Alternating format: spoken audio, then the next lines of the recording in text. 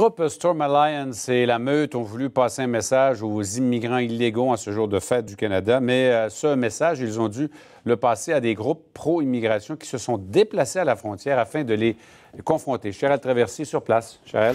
Beaucoup d'actions sur place où on se trouve chemin Roxham où ici sont entrés là, au cours des derniers mois des centaines d'immigrants de façon illégale au pays, sont entrés pour demander en fait le statut de réfugié.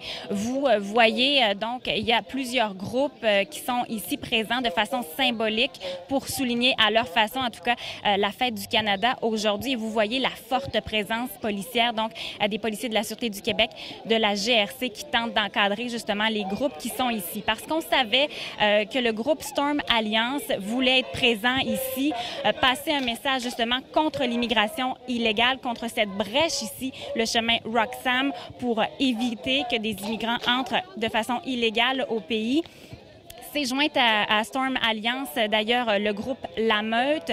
Mais il y a des groupes d'opposition qui ont décidé justement de se présenter sur place. Des gens qui sont contre le racisme, qui tentent de faire passer eux aussi leur message. On peut entendre d'ailleurs les intervenants qu'on a rencontrés. Pour voir de nos propres yeux qu'il faudrait qu'ils prennent leurs responsabilités. La façon d'agir, je pense que c'est pas de cette façon-là. Déjà au début de mars, les policiers de la GRC, des gardes frontaliers, se plaignaient qui étaient débordés, que la façon d'agir n'avait aucun sens. Puis ils se sont fait taire par le code d'éthique disant qu'ils n'avaient pas le droit de se prononcer là-dessus.